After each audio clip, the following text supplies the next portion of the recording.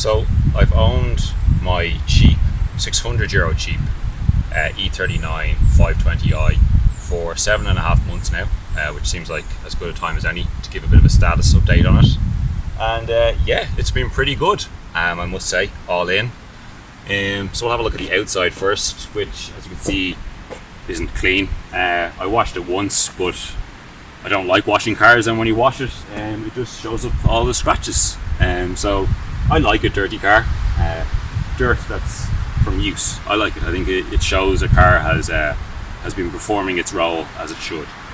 As I say, there's a few dents and scratches which came with the car. Have I done anything? This rubbing strip on the rear driver's side door was bent out of shape, and it was missing a couple of the fasteners. I ordered some new fasteners from Germany on eBay. I got 30 of them for a fiver, so I fixed that. Rust, the surface rust on this arch and on the other side is ever so slowly getting worse. So if I do hang on to the car, I will address that. I haven't had it up on a ramp yet, but I've shone a torch and now done it with a jack. Everything underneath seems to be fine, so far there's nothing structurally wrong with it, hopefully. There is some rust starting to gather up inside the fuel cap, which is a bit annoying. I don't know how they didn't pick that up on testing, but when you're driving on a wet road, it just gathers water in here. I can't imagine that's too easy to fix. At the moment, it's not a problem, so I'll ignore it for now. There's a large dent on the passenger side, on the door and on the rear arch. Looks like someone tried to fix at one point. Not very well. It doesn't affect how the car drives.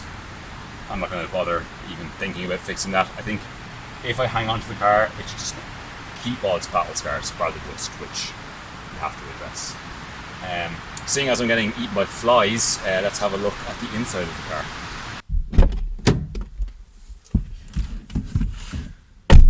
So the inside has held up pretty well. Some of this fake pseudo wood is coming off the dash. Bought it like that. There's a few like little nicks and scratches. The passenger side airbag on the door card is coming loose a bit, which is worrying. Considering what happened to Clarkson with his E39 that he brought to Africa, where it spontaneously just exploded as he was driving along. What the fuck was that? The cup holders, unfortunately, the driver's side one has given up the ghost, so it just constantly remains open, and one of the pieces is broken off, which is annoying because if you use the passenger side one, if you have something in it and you want to select reverse, you end up just punching your cup, which is both painful and destructive. But yeah, all the electronics work. The cap for locking the rear electric windows, the cap for the button is missing, but the button itself works, so that's okay. The gear gator sometimes comes loose and there's a little hole in it. The handbrake gator has seen much better days. There should be a little kind of shutter door on this little kind of like change cubby hole thing. That's gone missing. The only mechanical, or should I say electrical problem I've had, and the only warning lights that occasionally pop up, is for the rear lights. Now most of the rear lights work. The centre brake light, however, doesn't. So I went to go change the bulb, but the bulb is fused to the little module. And if you look down inside, there's a fair bit of melted plastic, so this obviously failed in pretty spectacular fashion. So I've ordered a new module and bulbs on eBay from Latvia for 15 quid, so fingers crossed that fixes that. And because other than that, the dashboard is free of any errors or warnings. The trip computer, it says I'm doing 33.2 mpg. Now I've done some maths myself and it's probably a little bit out. The highest reading I've seen on it is 45.5, and that was on a 200 kilometer motorway run, and to get 45.5 took so much mental strain. I wouldn't advise anyone to try it if they own one of these. It was painful, it was boring, and it wasn't worth it. Again, I then tried to get a real world MPG figure, so I brimmed the tank, drove around for a week and went back to the same petrol station and brimmed it. Over about, I think it was like 198 miles. I used 31.38 litres. So I did the calculation on that came out at 28.8 mpg. The trip computer was reading about 31, I think it was. So yeah, give or take 10% out. So anything that the car tells you, I will take with a pinch of salt. But yeah, everything works in here, thankfully, except the aircon, which doesn't. But that's enough of the interior. Let's go take it for a drive.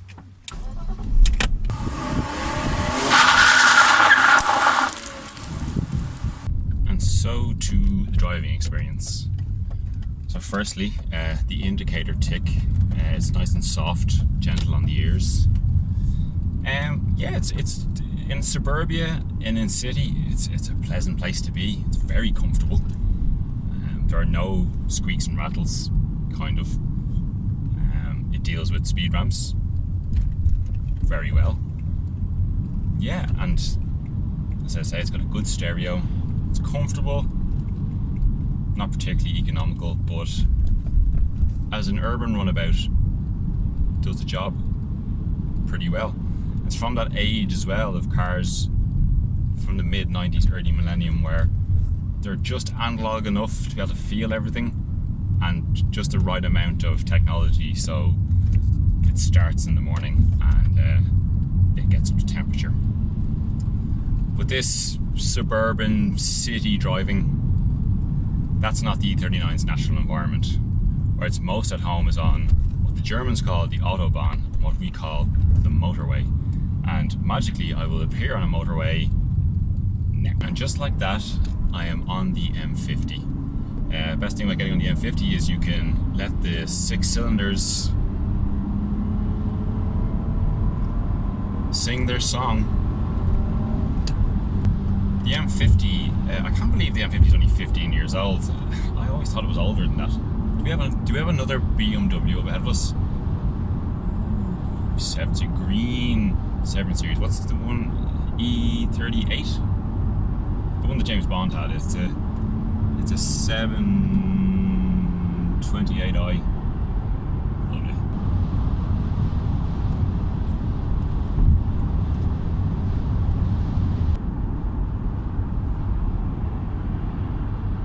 But this is the E39 5 Series' natural habitat. I'm currently doing 100 kilometers an hour, as is the limit, and it's virtually silent. A little bit of wind noise, hardly any tire roar. And yeah, it just likes to cruise along. Now when I get up to about 110, 120, I'm getting a little bit of wheel wobble. Probably just a balance, we won't worry too much about that. Its cruising speed is a figure that's not technically legal in this country, which kind of goes back to this car's design, which was for Autobahn use. But these motorway runs, this is what this car excels at. It'll just eat miles. And when the motorway ends and you're left with a bumpy, twisty Irish back road, how does the E39 fare? Pretty well, actually.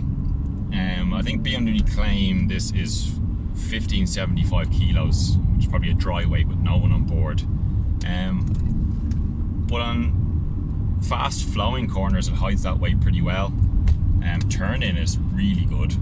The balance is beautiful, as you would expect from a front engine rear wheel drive BMW chassis. And when it gets really tight, it gets a bit cumbersome, but if you get a good flow going with it, it likes to just sail down a road. Where the weight does become a problem is the brakes. The brakes give up the ghost pretty quickly.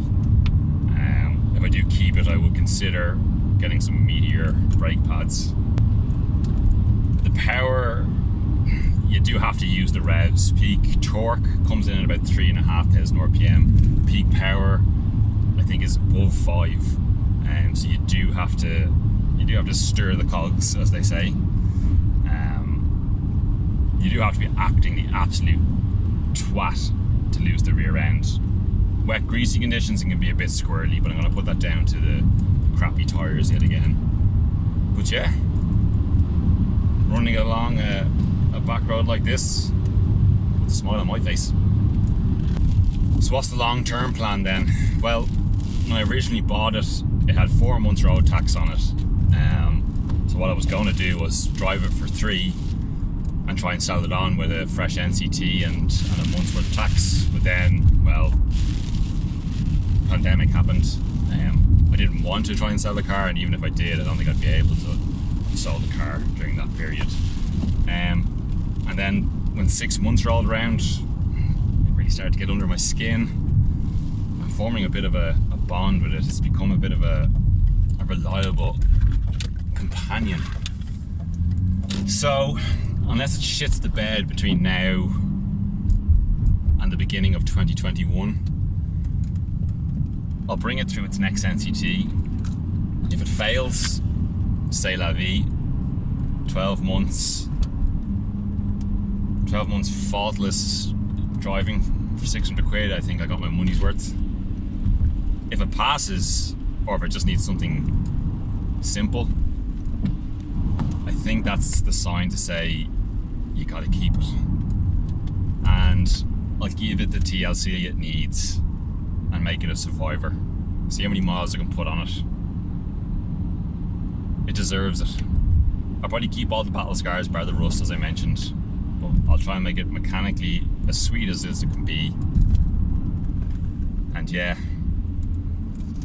this may be a long-term love affair. Stay tuned for more updates, be they good or bad.